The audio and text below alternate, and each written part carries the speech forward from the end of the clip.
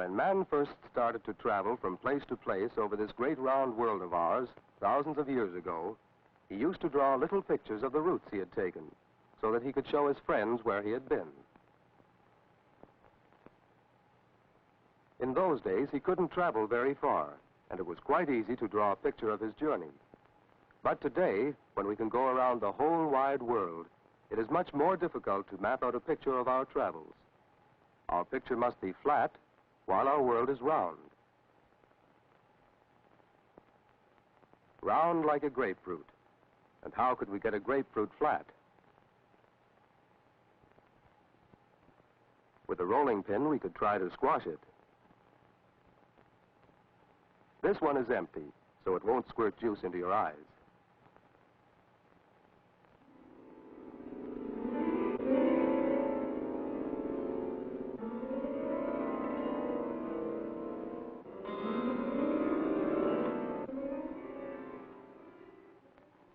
But this method is much too clumsy. It doesn't make a good flat picture at all, and it would never turn out the same way twice. So let's take another one and try again.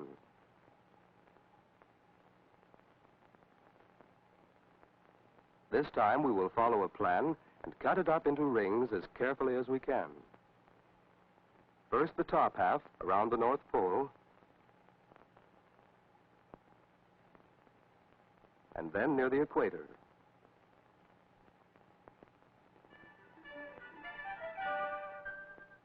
Then the bottom half.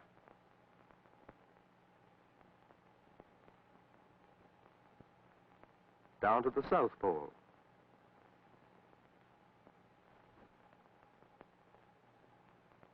And then once from the North Pole, around to the South Pole.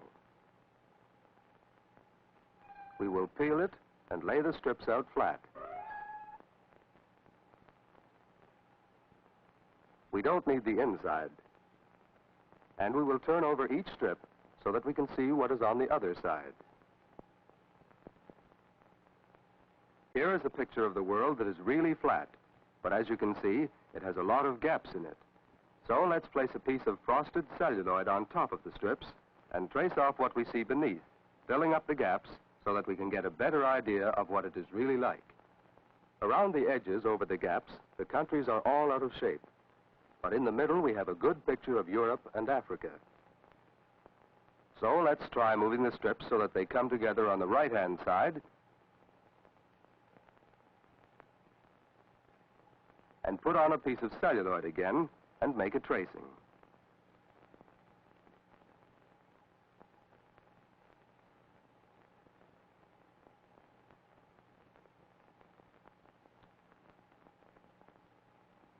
Australia and Asia are fine now, but North and South America are more out of shape than ever.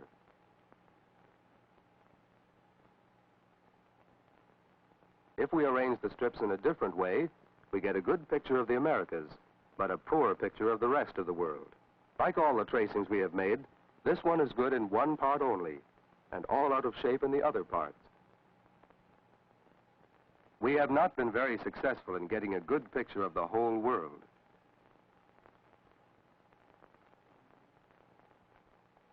So let's start all over again, this time using a turnip. It too is the same shape as the world. We will cut it in half to begin with.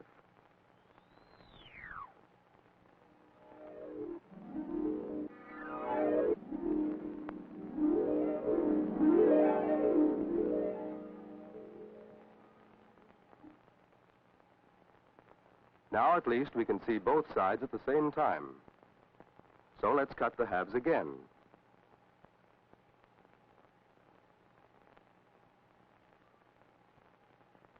This is a little better. Let's do it once more.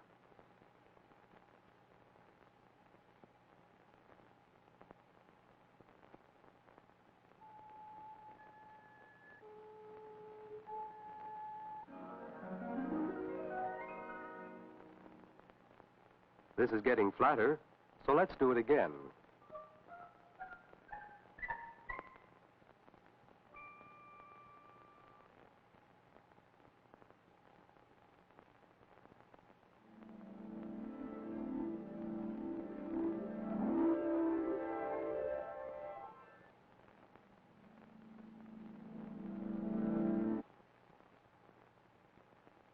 Now we can wrap a piece of celluloid around this and take some paint and a brush and trace off what we see under the celluloid. Let's start with North America. Here is Alaska, Hudson Bay, Quebec, the Maritime Provinces, Florida, and Mexico.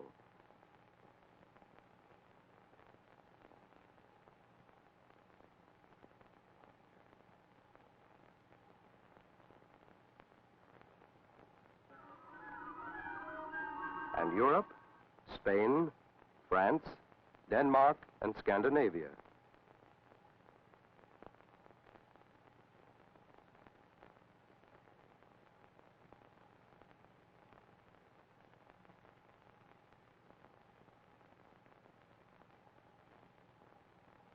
And Africa,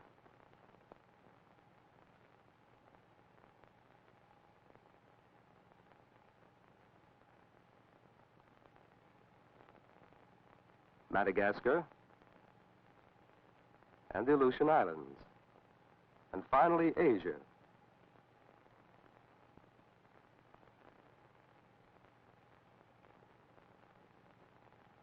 China, Thailand, New Guinea, and Australia.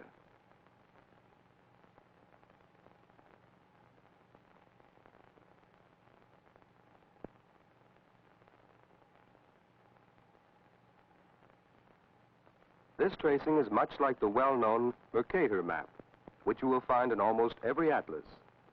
You can see it is accurate all along the equator, just like it is on the sections of our turnip. But the North and South poles have now become long, straight lines, each one as long as the equator. If you want to travel along the equator, this map will serve you very well. But if you set out for the South Pole, you will never be able to find it. And it would be almost impossible to pilot an airplane over the North Pole with only a map like this to guide you. So let's rearrange the pieces in a circle around the North Pole and see if we can get a better map of the top of the world. We can flatten the pieces out a little more first.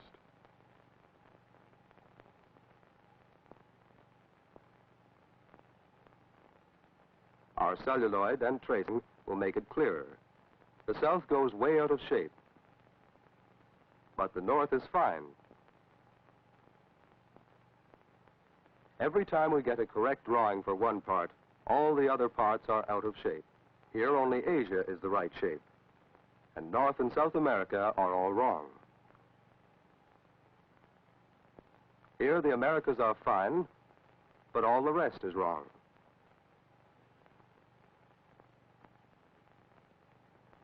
Here the equator is right, but the North and South poles are stretched out into long, straight lines. And here is a correct picture of the North Pole, but the South Pole has become a huge circle.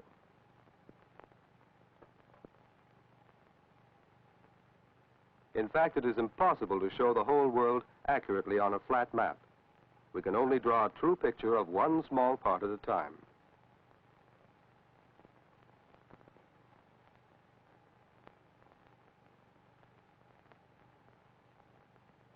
And that is why the globe is still the only correct way to show the whole world.